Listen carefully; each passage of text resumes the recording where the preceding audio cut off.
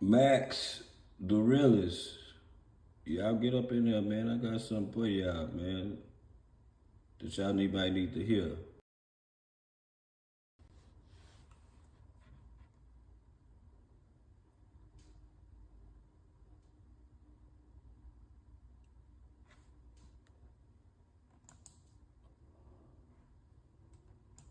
I put up my hose in the diner.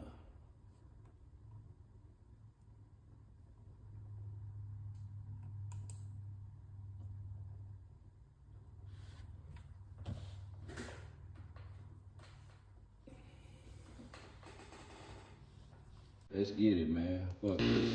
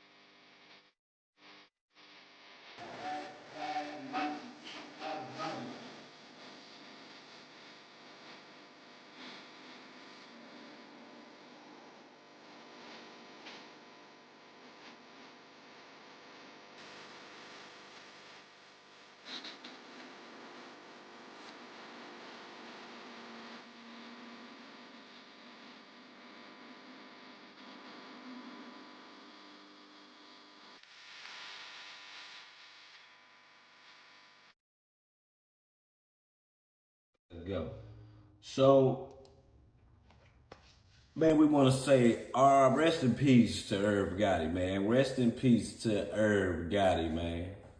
Like Irv Gotti was fighting diabetes for a while. But when I watched him on the Drink Champ, man, like the guy was a warrior, man. I want y'all to listen to this little clip of what he said, man, about his journey and the shit he going through with his illness, y'all.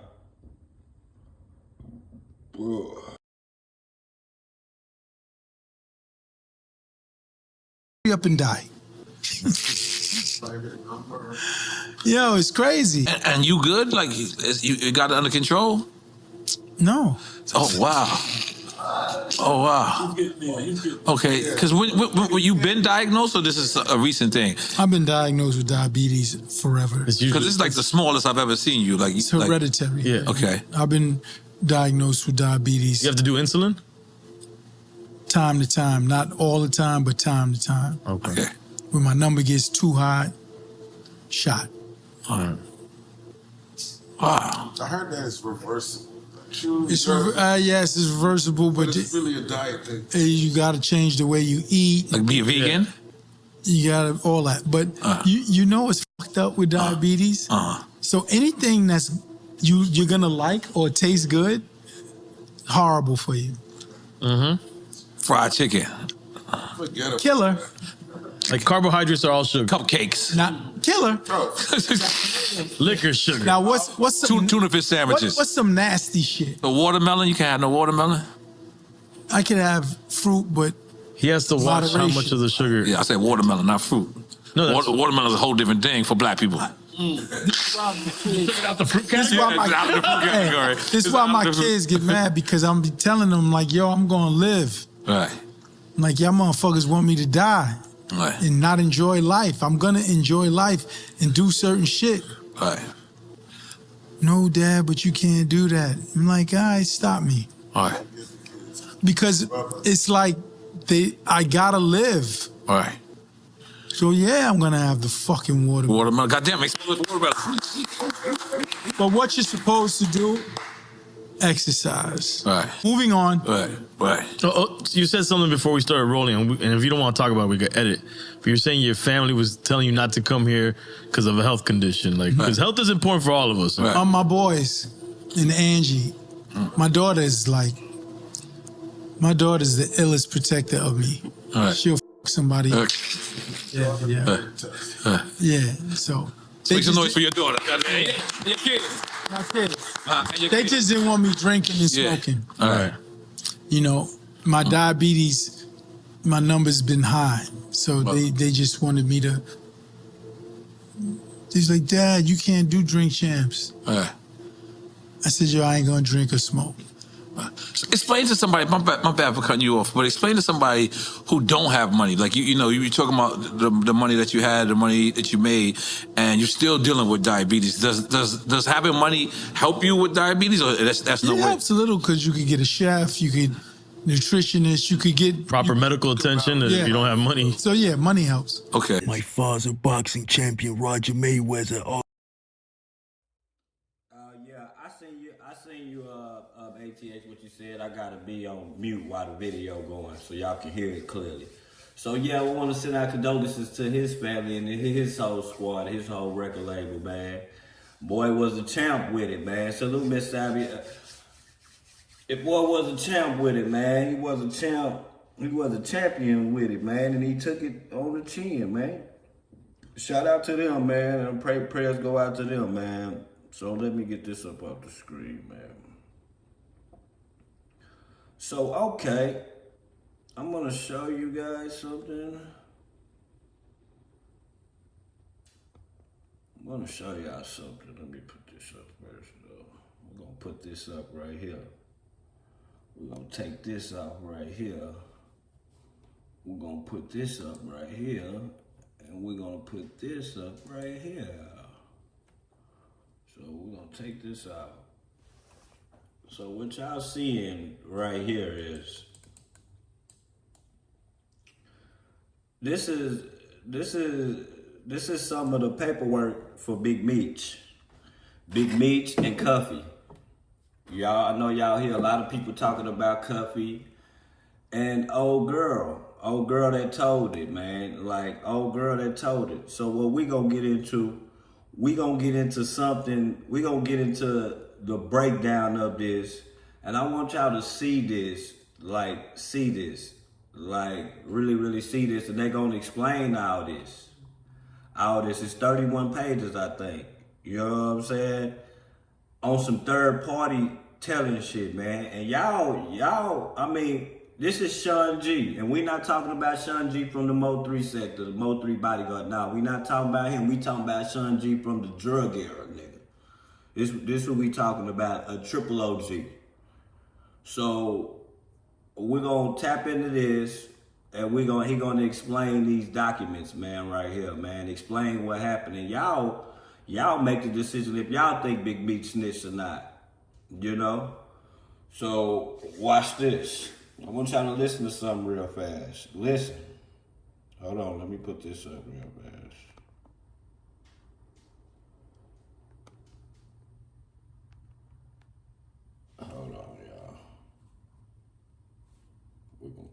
this real fast. Y'all listen to this. This is part 2, right? And this is what we got. Okay? So I pulled down the paperwork. The video I did yesterday, right, was largely based on, like I told you in that video, information my man gave me, right, who I was in federal prison with. I did get down.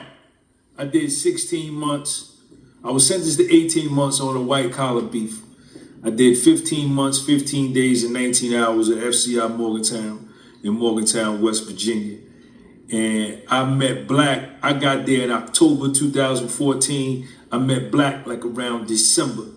He's from East St. Louis. He's from the Boogie. Attacked on the GP line. The chances are he never ran. He got there like December. That's what I say too. And me and him was tight for the remaining 13 months I was there. And that's my man still to this day. So I see a lot of y'all in the comment section, and that's fine. You know, you can say what I'm saying is cap. I don't know what I'm talking about, and that's fine. I don't care nothing about that. But one thing I do know is that, you know, paperwork doesn't lie. And I'm not a fan of Big Meech. I'm not a fan of Cuffy. I'm not a fan of Tammy Cowens. I'm not a fan of the United States government. I don't care about any of them. You understand what I'm saying?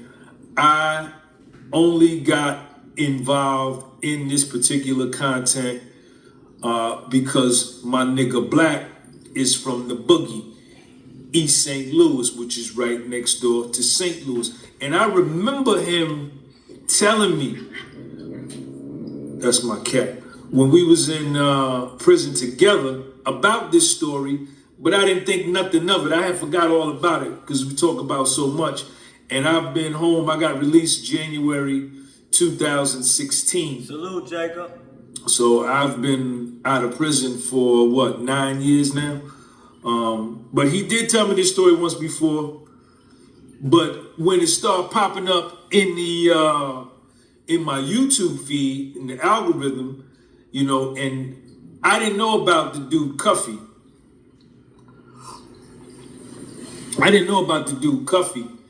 But when they said it was St. Louis, I knew that if I called my nigga Black, I knew he was gonna know something about it. And sure enough, I called him, and he did, and he told me the whole story. And a lot of what he said, and a lot of what I said in the first video is accurate. But here's the paperwork. The link is underneath this video. I'm also gonna put it in the comment section.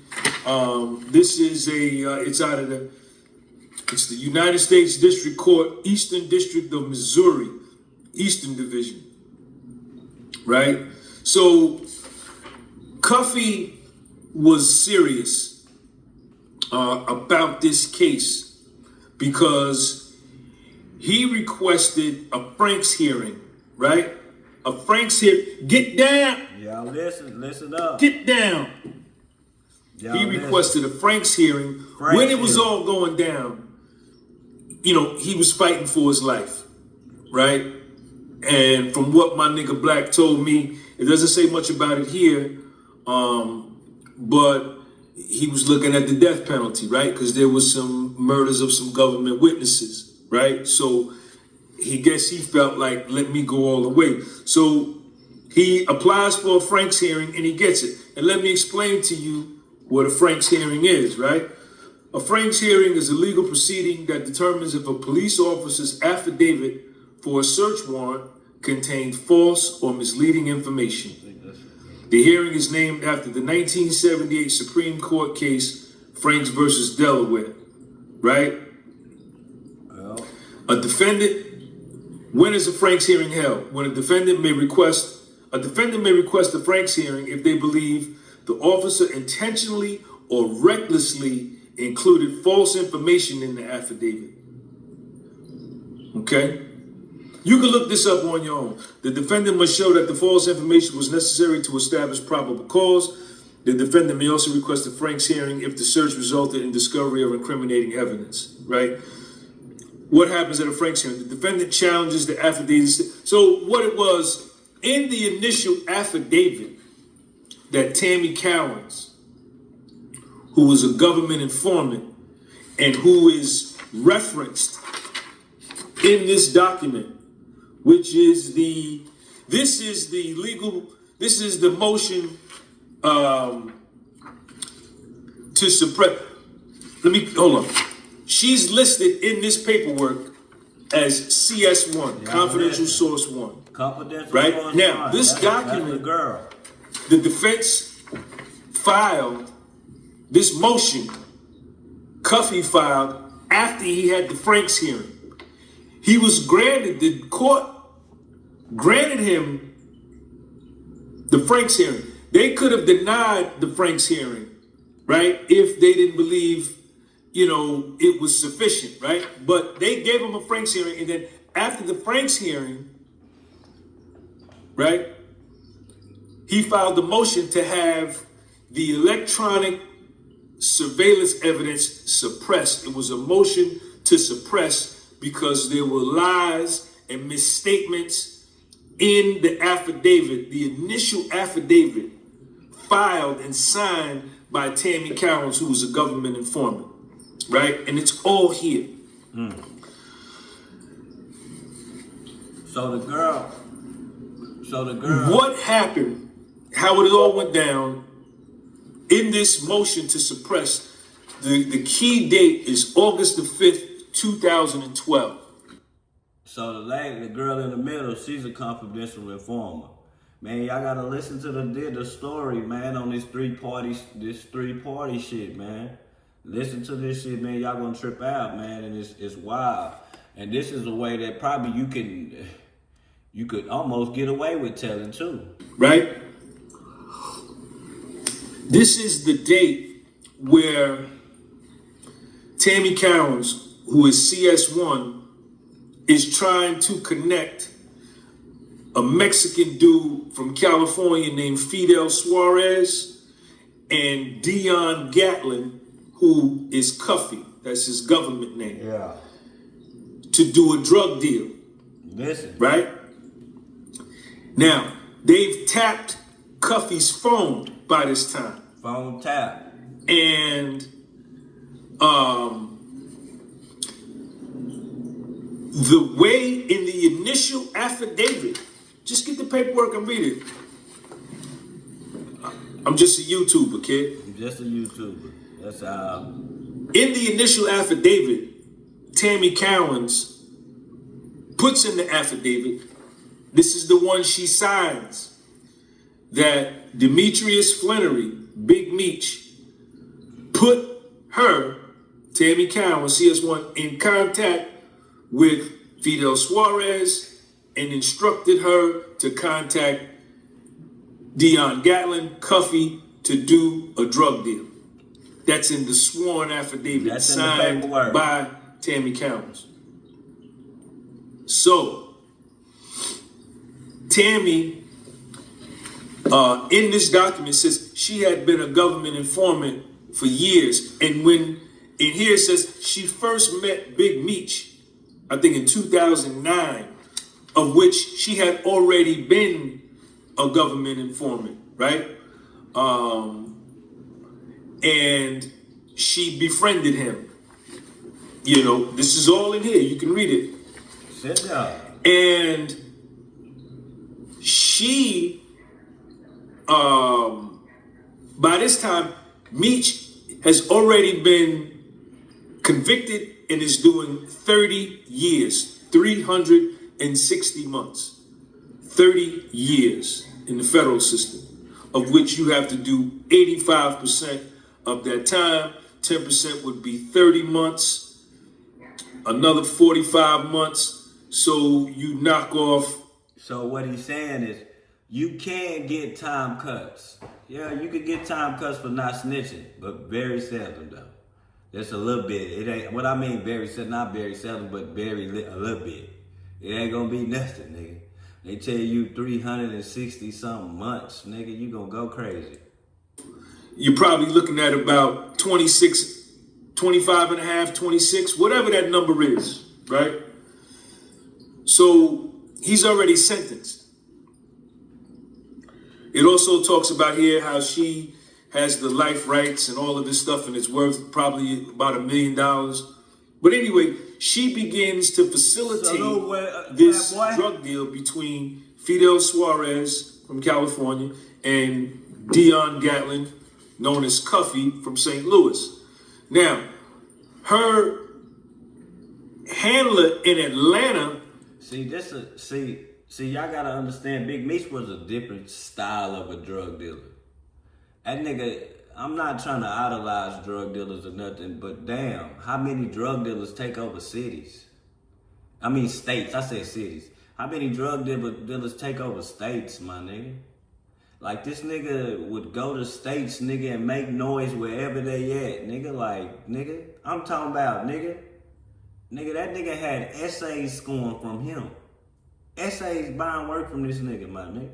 Like, we supposed to buy the work from the essays. You heard what he said. He was supposed to make a deal with an essay. Man, them essays was bigger. Big Meech was bigger.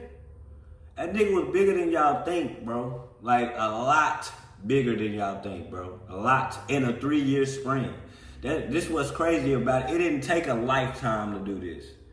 It took 3 years, 3-4 years, a nigga run it up, take over the whole United States, nigga. Billboards, nigga, you know how much them billboards cost? $20,000, $30,000, $40,000. Nigga bought one. Is a dude named Keith. D-Mac, what's up, boy, my brother? What's my man's name? Keith Comers. What's my man? Keith Cromer. Keith Cromer is the special agent in charge that's handling her, right? He tells her what to do. He's the DEA Atlanta Group Supervisor, Keith Cromer. Now,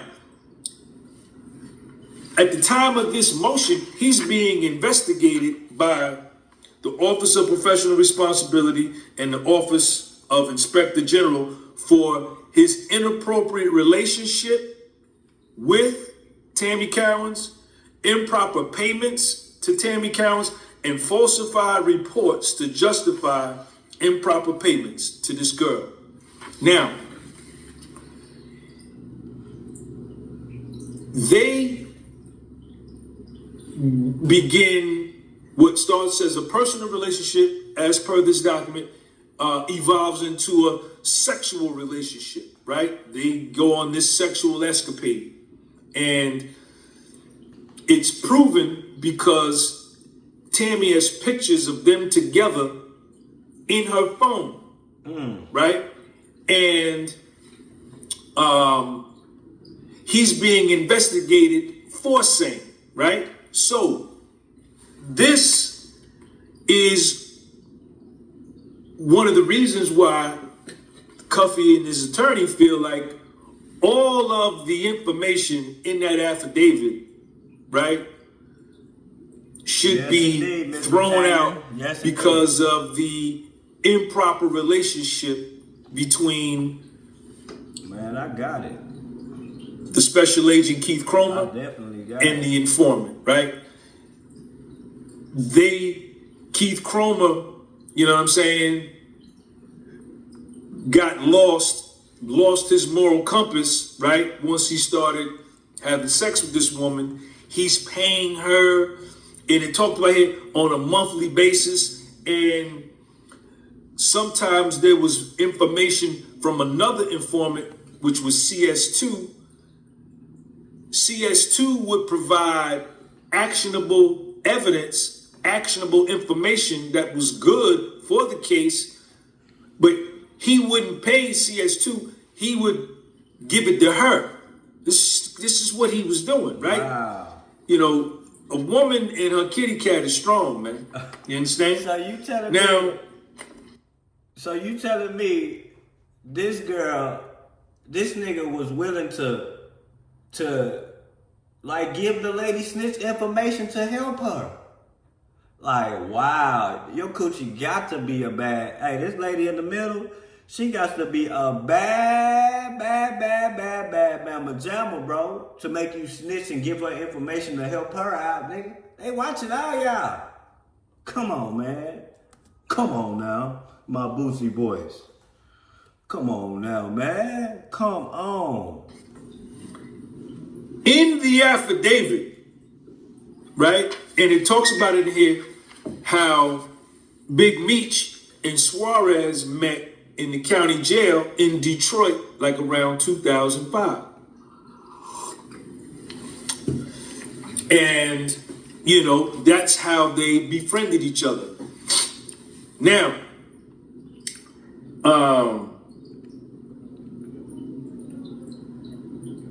as this trial is, as this hearing is going,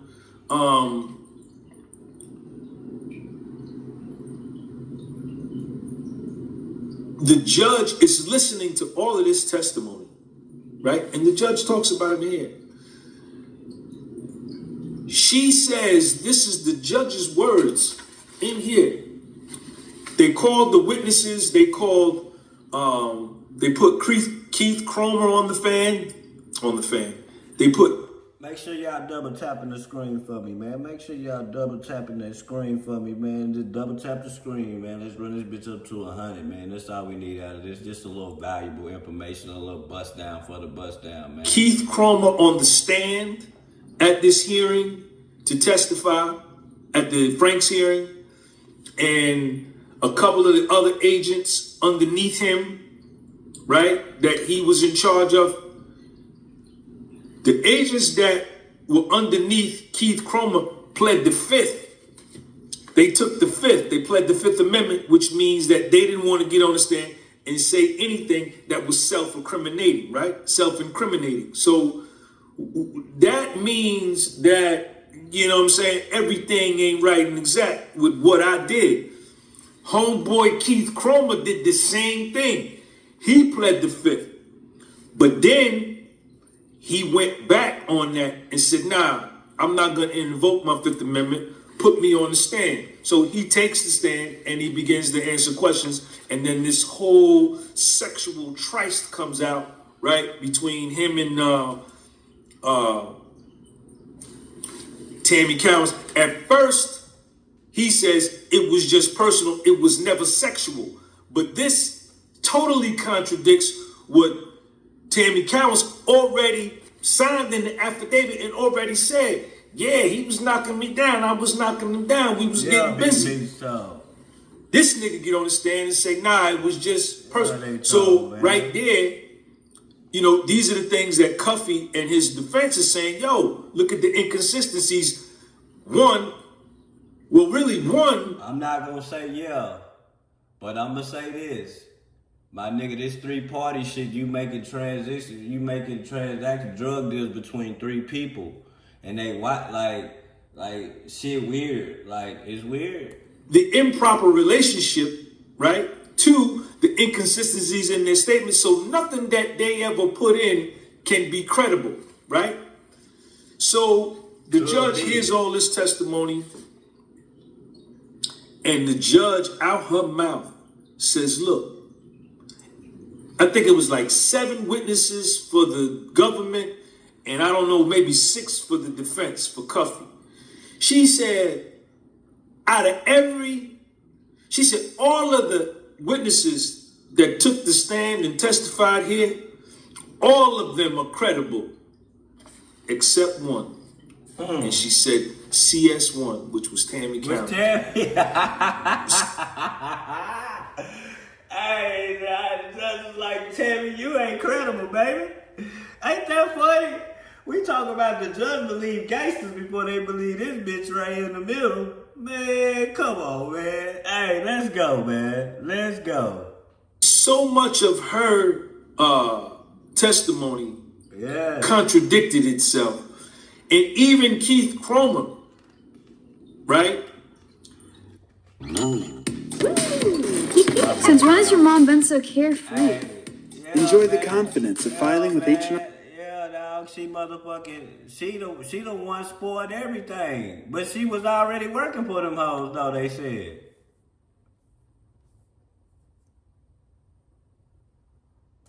While they're having sex, right? She got a gold coochie. You know, Man, in here it talked about the first. Man, that coochie right there is made out of motherfucking VS1, some of the rarest diamonds on this earth, man. She's a cold fool. Or one of the first couple times, Fidel Suarez called Tammy Cowens on the phone. She put him on the speakerphone, right? And Keith Cromer was there. And then another time she said, well, he wasn't there. I hooked him up on a three-way. Suarez called me and I patched Keith in on a three-way unbeknownst to Suarez. And then Keith, on stage and said, no, I wasn't that. It's just bad, yeah. Right? So also what's key is a lot of people are saying that Big Meech was unaware of what Tammy Cowens was doing. Not but on the paperwork says otherwise. It's not on the paperwork. Hey, I hate to say this, bro. Not on the paperwork, man. That bitch had a coochie to where I bet niggas was saying this bitch was a law on the streets, but this bitch was so fine then, and they wanted to fuck her. Plus, she had a little bit of money, you know, like grinding. Nigga, they just let it pass. If that was a nigga, they'd have been knocked her ass out. Knocked him out. That's crazy, bro. Hey, let this girl just, man, D-Mac, it's cold. Was aware, right? Because number one, she signed in the initial affidavit, the one she signed, there's another one that she doesn't sign, and I'm gonna get there. She testifies and swears on an affidavit that Demetrius Flannery told her to reach out to Fidel Suarez in California and put Fidel Suarez in contact with Gatlin. Excuse me. I don't know much about drug law. I went to the feds on a white collar beef. I listened to a lot of dudes talk about them drug cases, them 848s. They know more about that than me. Conspiracy and all of that. And also it talked about in here that when Demetrius Flannery, Big Meech, put Tammy in contact with, somebody's trying to call me, in contact with Suarez and told Suarez to get in touch with Cuffy, that he had the potential to make monetary gain, right? Which would tie him up in the conspiracy, right? Now he's already in prison at this point. And Tammy does just what he tells her. She does exactly what Big Meech tells her to do. So during the hearing, this is what's killing me about it. Big Meech, you are in jail for 30 years. You're in jail for 30 years, bro. The feds are on to you. You still trying to make deals. Why are you still trying to make deals? See, that's what makes me feel like you ratted. Like, why are you still trying to make deals, bro? And you knew because you sent her. So you trying to act like you didn't know. You knew. You sent her. That's what the paperwork said, that you sent her, nigga. Her testimony, because she's a confidential source, is behind closed doors to protect her identity.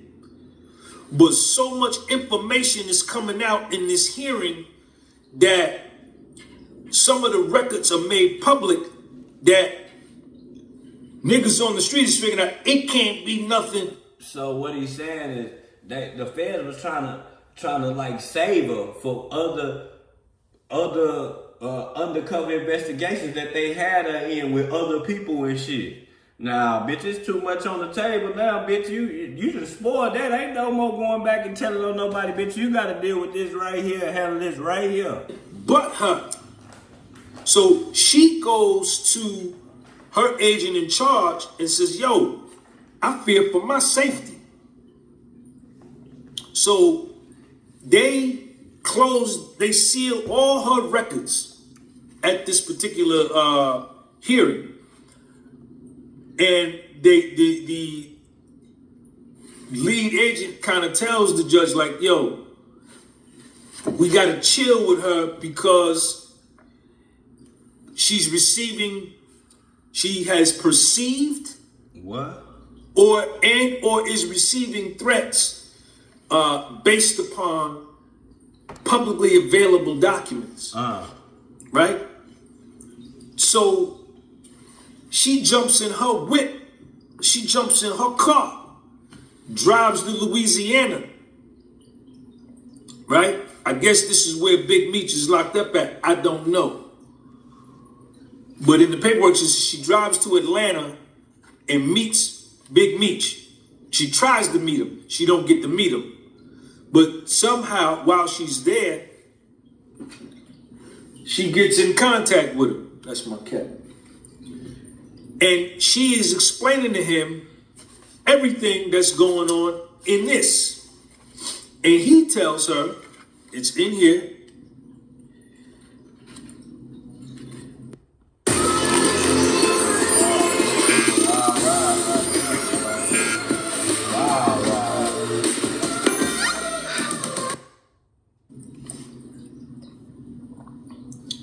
those measures included contacting the undersigned magistrate judge whose chambers referred the CSI to United States Attorney and driving several hours to Louisiana soon after learning about the court filing to attempt to see Flannery to try to explain her position and try to deflect any accusation coming Tammy Cowan's way. Although it appears that Tammy did not speak with Flannery in Louisiana on March the 6th, CS1's hearing testimony suggests that when CS1 did finally speak with Flannery, he advised Tammy he didn't want his name caught up in this mess. Right? Hey, the realest. Man, that girl coochie had to be good, fool. It had to be good, bro, because in the streets, man, if somebody say you ratty, you making the kind of deals that they doing, bro, like the kind of deals that they making, bro, they not making no rock deals, bro. We talking about hundreds of kilos, bro, at a time. 50 and 60, 100, 200, 300, maybe 1,000 kilos at a time, bro. Like, come on, bro. Like y'all gotta know something about this bitch. But then I done seen niggas in my city, people say, yeah, that little chick, she got that lick. And niggas are still gonna try to fuck her anyway. They'll say that that bitch got the AID, and niggas will still go fuck her anyway. Like when they them type of stories they got about you, bitch, in the streets, bitch, that mean don't touch you, even if it ain't true. Man, I'm good. I'ma pass on this one. It's a billion other females, man. Niggas hunching on the police. That's all right here. So I've been seeing a lot of people saying, you know, she was doing this unbeknownst to him, and he was aware, right? He was aware. He knew what was going on. He knew. He sent them. Right? This is here. This isn't me. This is here. Now, you gotta know that if I'm sending somebody to make the type of transactions like that, it's gotta be somebody who has that type of money in the streets. He not gonna send no small fry so Nick can run off with the money or disappear on him, because it's looking like Big Meech got 30 years, he ain't gonna never see daylight. So that's why he used that hoe, man. Cause he know for sure she had the money to back it up if something happened. Like, what'll happen? So he used that hoe, man, like. Or did he know the hoe was snitching and he like kind of talks to Meech. She dips back to either it was St. Louis, because by this time the Atlanta DEA and the St. Louis DEA are working hand in hand to try to put this thing together, right? So she goes back to Atlanta and she recants everything she said in the first affidavit. She recants everything after speaking to Meech.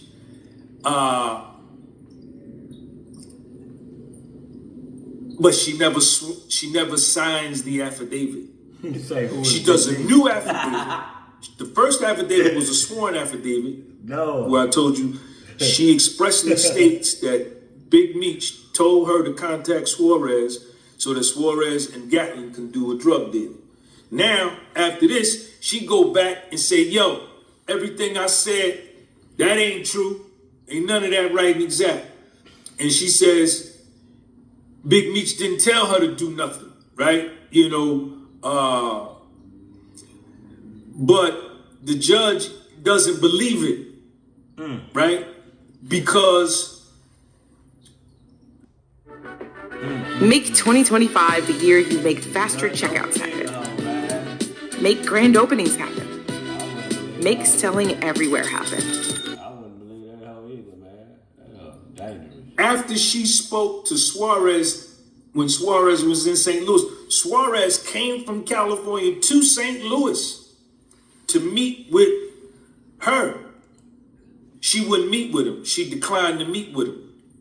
He said, yo, let's get together. I want to meet you. She declined to meet with him. He sent her a picture of himself. She didn't meet with him.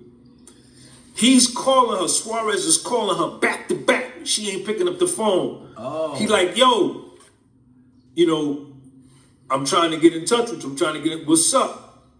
Then he told us, look, I got the fucking truck there with the drugs. Where is Cuffy? This is all in it. So him and Cuffy eventually do get together. But after she did the call speaking with Suarez. No, Big Meech is a big-time drug dealer that had a 30-year sentence, but he's home now. So they trying to say he's the police. So this is his paperwork, sir. The investigation, now that this was going down in St. Louis, the DEA from St. Louis got involved, and they immediately debriefed her. She spoke with Suarez on August the 5th. On August the 6th, the very next day, the St. Louis DEA debriefed her. Right here. And she told him, then Big Meech told me to contact Suarez and for Suarez to get in touch with. It said CS1 on August 6, 2012, CS1 told him that CS1 had participated in introduction of Gatlin to Suarez Flounder request. But it ain't saying what he said. Oh. It's saying right here that she introduced she got introduced to Suarez on Flannery's on Big Meech's request. It's saying right here. It's right here. Like if y'all can see my motherfucking thing right here, it's right here. Look. Let me say August 6th. Y'all see this right here? It say August 6th. It say on Flannery's request. Flannery's request. That's wild. Hey, that's wild, man. That's wild, boy. That's wild. Man, that's wild. Cuffy so that they could do a deal. So not only did she put it in the first affidavit, she told my man in St. Louis, the DEA agent, But this is my thing right here, y'all. This is my thing. She changed the story to this. Y'all don't think that's nothing funny about her changing the story to this? She changed the story. She changed the story to this. This wasn't the story at first. So this could be a lie. You know what I'm saying? We never know. He was a task force officer, TFO. She told him. And he testified that, yeah, she told me that, right? And documented it. So, like, everything that she said, and Cromer, you know, he eventually gets fired, the agent. There was another lie she told. After she came back from seeing me, she told the lie that her and Cromer were together at her house when Suarez called. And Cromer heard on the speakerphone the whole conversation, which was a lie because at the time that she said the call was made, he was out of town with his family on vacation. And the feds proved it because they pulled his credit card receipts. Oh. and say he couldn't have been in Atlanta with you because the nigga was in South Carolina. Didn't I tell you that? Didn't I tell you that, bro? This might have been a bitch trying to just strategize her story to get herself out of deep doo-doo that she in, man. Like this could have been true. It could have not been true. That's why the judge, Miss Savia, said that he don't believe the hoe. Cause he know what she was doing. Like, he know, bitch, you think you gonna swindle your way out of doing no time. It's not gonna happen like that. All this is in here, man. It's all in this paperwork, man. Cause of that lady, man. Hold on. Before you pay for yet another app to manage your team, let me introduce you to Connect Team, the one platform that replaces all of these. I'm talking about live scheduling, time tracking, and that lady popped everybody. And that's pretty much it, man. But Cuffy's motion to suppress the evidence was denied. He was denied because they said that her lies and Keith Cromer's lies and their sexual escapade, even if it was strucken from the hearing, it still wasn't. There was still sufficient evidence to have probable cause to indict Cuffy and keep the case moving. You understand? And it also talked about her helping knock off Terry White. I don't know who he was, and she was paid $55,000. Some of the proceeds, what they took from Terry White, she got a percentage of that because she provided actionable information that led to an arrest and conviction. And then after that, she signed up to become a professional informant and was getting paid on a monthly basis by the DEA. God damn. All of that's in here. It's in the paperwork. I just seen the $55,000. It's so, in there. It's crazy, you know, bro. It's a pretty interesting thing. I just read this whole thing. It's a pretty interesting case. You know what I'm saying? And, you know, I don't care about anybody in this case. You know, like I say, I only made this video so I could get views, right? Full disclosure. Another reason. That nigga didn't lie. That nigga like, nigga, I don't even get this shit. I ain't got no dog in the fight. I'm just reading y'all what y'all need to understand from a person that been to the feds in case y'all don't understand this wordery and Frank law and Frank all that shit. You know what I'm saying? Yeah, I fuck with this guy. I did Fed time, and you know, people told on me, right? And so I know how it go. And like I said, I did 16 months in there. And I heard all kind of stories, man. And, you know, one thing I do know is that paperwork is the paperwork. That's exactly what it is, man. You know, I don't want to make any inferences. Everything that you heard me just share with you is in this document. I'm going to put it right underneath this video. And I'm also going to put it in the comment section. You know, and that's it, you know. I don't like to, you know, because when I was in the feds, man, you know, and if you know, you know. If you've never been in the federal system and been to a federal prison, you're not going to be able to understand this. But the one thing you don't want to be in federal prison is hot, right? You know, in the feds, the term hot is not a good thing. Yeah. Right? I don't know about out here. Yo, that record hot, that car hot. In the feds, when they say you are hot, that means you a rat, you a snitch. You are no good. Your name is no good. Nothing about you is good. And you are to be shunned and stayed away from. And, you know, a lot of that, if you get on a federal prison compound, there's going to be a lot of gossip. Yo, he hot. Man. And niggas just be saying this out of their mouth without no proof of paperwork. You understand? Hey, but, I got that work. You know, I got that work. The paperwork is what it is. It ain't over with, y'all. You know, you can't get around it. I got a few more stories for y'all. You know, the thing about it is once you become a rat, you can never get out from underneath it. Your children can't get out from underneath it. Even when you dead and gone, you can't get out from underneath it. We're gonna stop it right there so I get to this other story. Yeah, man. That girl in that middle, man, that pretty motherfucker right there was a dangerous, dangerous motherfucker. And then what's crazy about it is that she was a woman with drug money. So the same way you got illness, she got illness too. You know, it's crazy. She been on foreman. Big Meat sent her to the nigga to hit the lick. Basically, you sent her to hit the lick.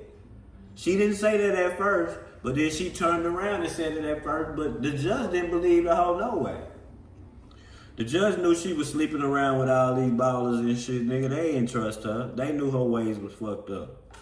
You know what I'm saying? They knew it. They knew her ways was fucked up. So now we're going to get into this other story that I got. I had ran the story up before I had to delete my videos, man, on this, man. Like, these two girls in Vegas, man. They was seen walking the guy to a motel room. Next thing you know, they popped his ass. You know what I'm saying? We're going to watch this real fast. Let's see how much time they got.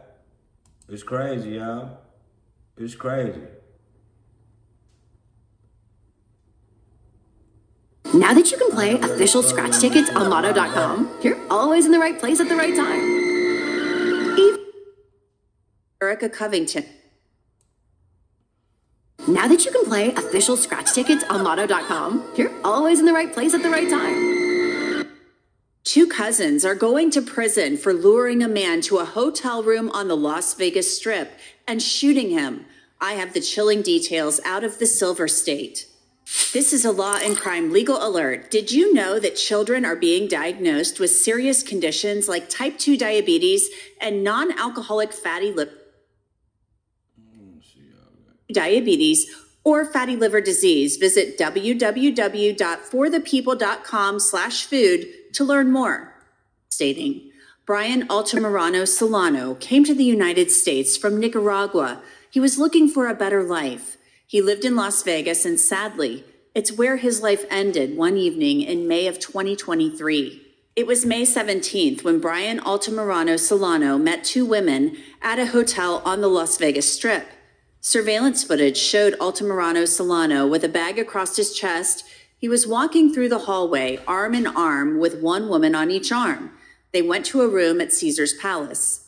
15 minutes later, the women were running away from the room down the hall. When Altamirano Solano didn't check out of the hotel hours later, a housekeeper found him. He had been shot. Las Vegas Metro Police found an Instagram post showing Ariana Taylor and Erica Covington wearing the same clothes as the women in the video with Altamirano Solano when he was walking to his room. Police also said a cartridge casing in Altamirano Solano's hotel room was matched to Taylor's gun from another incident. The two cousins, Taylor and Covington, were charged with robbing and murdering Brian Altamirano Solano within days. Now, as I mentioned, Brian Altamirano Solano came to the U.S. from Nicaragua looking for a better life, and this happened to him. He became the target of a robbery and murder. Then late last month, Erica Covington and Ariana Taylor accepted plea agreements, pleading guilty to second-degree murder and other charges. Taylor didn't speak, but Covington apologized to Altamirano Solano's family during the sentencing hearing. Solano's mother sadly told the court through an interpreter during the sentencing, "The pain that I felt was so deep. I felt like I lost my son. Why? Why my son?" Altamirano Solano's father said it wasn't enough just taking his belongings. They had to kill him. "I asked for justice for my son." Both Erica Covington and Ariana Taylor have been sentenced to 10 to 25 years in prison. They will be eligible for parole after serving 10 years behind bars. I want to bring in Melba Pearson. She is a former prosecutor who prosecuted cases in Florida. I know this is a Nevada case, Melba, but this is a pretty clear-cut case, it seems to me. These two cousins have entered into a plea agreement, pleading guilty to second-degree murder. They will be eligible for parole after serving 10 years. Is that surprising to you? It seems like a pretty heinous crime, what happened. So for them to be eligible for release after serving just 10 years, what are your thoughts on that? Yeah, so it's definitely, my heart goes out to the victim's family because they are deeply grieving the loss of their loved one, and especially over something so senseless. But in terms of the sentence, it's not that unusual in terms of looking at the totality of the circumstances. Them niggas be wanting them hookers so bad. They be wanting them hookers so bad till you get one of them savage motherfuckers, them two savages. Bro, like, it's crazy, bro. We talking about two, like, girls went in there, popped that man, and ran up out of there. But, like, then they robbed him and everything. Hey, man, I'm telling you, all coochie ain't good coochie, man. These niggas think that, man, that all that shit sweet that they could pay for it, man. It's crazy, dog. This is crazy. It's possible that the family didn't want to have to go through an entire trial. It's possible that the two defendants had taken responsibility for their actions and were able, as such, to be able to craft this plea agreement for them to serve some time in prison, but then have that opportunity to potentially rebuild their lives and maybe make amends for the horrible things that they did. But the key is, just because you're eligible for release after 10 years does not mean you will be released in 10 years. So part of the things that the parole board or whoever the body is in Nevada that is going to be deciding whether or not these two women should be released will be looking at things like, number one, during the time they were incarcerated, did they get an education? So there are GED programs available in many prisons, as well as the ability to get an associate's degree or something like that. Did they try to further? This was me, struggling to keep up with posting consistently on YouTube and getting less views than normal, until I found Spotter. Their education. Did they engage? I ain't exposed Big Meech. I just read the paperwork and I ain't even finished reading it. Like, that shit there is like, wow. I ain't exposed him, but he knew. He knew that bitch was going to make that deal because he sent her. She said, but we can't believe what she said because the judge didn't even believe what she said. Because she was saying too much. Then she went to saying that she was fucking all these niggas and they giving them all some pussy. Like, they like, you in your feelings right now. We don't know if you telling the truth or if you in your feelings, you know? But, yeah, man, I ain't exposed shit. I just put on the facts. I ain't got no dog in the fight. But, you know, that nigga got out and he got praised when them niggas was on Rilo and they was on Lil Boosie and them and talking shit about all them niggas. They ain't say nothing about Big Meech.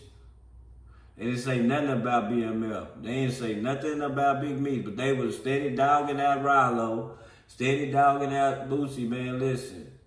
But then another thing is, man, listen, man, that nigga was on the yard, man. That nigga took pictures with reputable Mexicans, inmates. But at the same time, them inmates paid for them pictures. That shit wasn't free. So, but still though, my understanding is you can't even come out to the yard if your paperwork ain't right. Or did they just skip over him because he Big Meech? Man, I don't think so. There's a lot of Big Meeches in that federal prison, nigga. He was just the biggest at that time, nigga, in that little 3-4 year span. Like, yeah, man, you gotta like, oh man, I got some funny shit too to show y'all real fast. Watch this. Let me load it real fast before I get up out of here. Make sure we're set. I don't find the shit.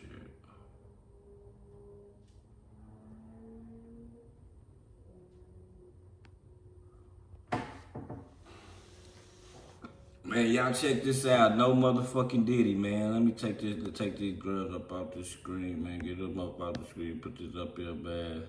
Then we gonna do it like this, man. Put this up here. Y'all pay attention to this, dog.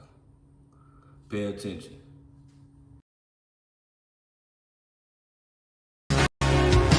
Some people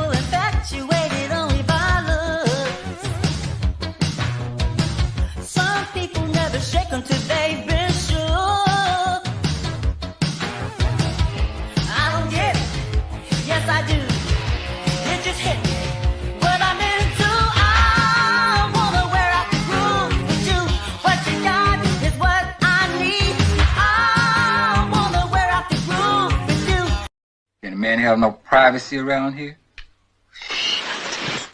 Emma, please. It's not what you think, Emma. We was just loaded. You can go slick. I'm the only black ass nigga around here, you please. You close your goddamn door. Everything I did it because I love you. Thought you felt the same way about me. Me? Love you? Bitch, you got to be crazy. Bitch, you got to be crazy, man. Hey, man, it's over with. It's over with.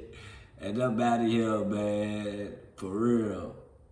I'm out of here, y'all. Like, for real, for real. After this jam right here, man, I'm out of here, dog.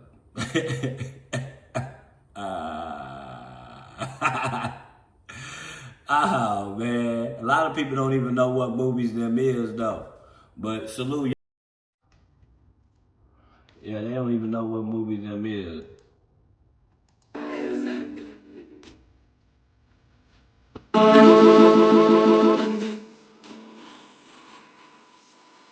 Hey, y'all, good Thursday, man. Appreciate y'all.